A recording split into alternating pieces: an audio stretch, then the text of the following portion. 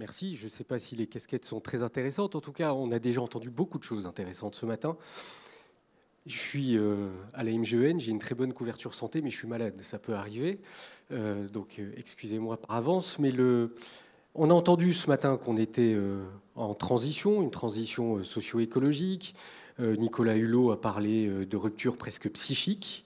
On voit bien que les mutations qui touchent notre monde, nous les vivons, nous y participons, elles sont très globales.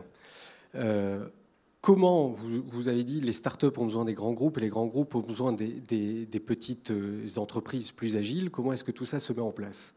Nous avons une conviction, groupe MGEN et puis l'ensemble des gens, que l'on soit Zèbre, Feuzeux, Diseux, tout ce que j'ai entendu tout à l'heure, on a une conviction, c'est que toutes les mutations auxquelles nous sommes confrontés ne seront jamais relevées si chacun reste dans son coin.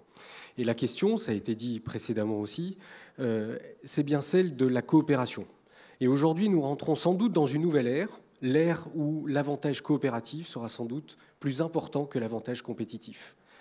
Et cette nouvelle ère de l'avantage coopératif qui nous permettra d'absorber les mutations techniques, technologiques, les mutations des comportements, des usages au regard du droit de propriété par exemple, toutes les mutations importantes comme celles que nous vivons sur la biomédecine et la médecine en général, toutes ces mutations-là, si nous devons les anticiper, nous ne devons pas les anticiper seuls et nous devons les anticiper dans un contexte qui est un nouveau rapport au temps et à l'espace.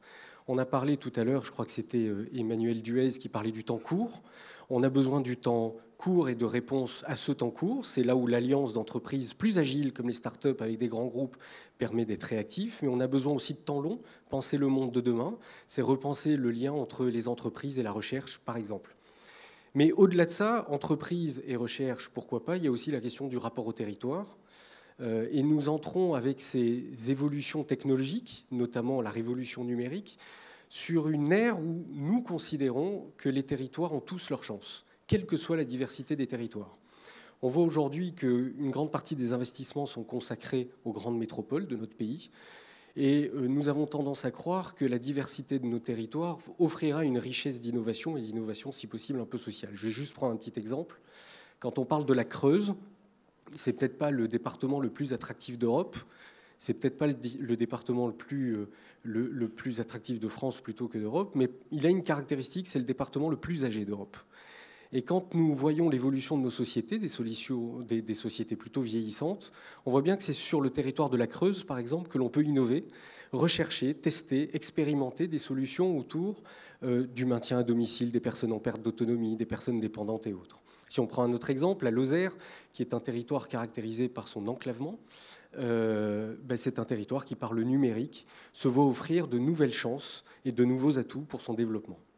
Donc le travail aujourd'hui pour nous, et c'est ce que lance la MGEN au travers notamment de la Fabrique des territoires innovants, c'est comment sur tous les territoires réunir des alliances d'acteurs, que ce soit des industriels, des chercheurs, des collectivités territoriales, des citoyens, et dans un cadre un peu coopératif, mutualiser notre recherche et notre développement, mutualiser nos besoins pour imaginer demain des innovations sociales qui bénéficient à tous et au plus grand nombre. Donc aujourd'hui, nous pensons que la clé de notre développement économique, elle est sur la coopération, une coopération qui s'inscrit sur notre double temps et notre rapport nouveau à l'espace. Désormais, tout est proche. Et tout cela, nous devons l'organiser et le penser au plus vite avec les acteurs les plus motivés en ce sens.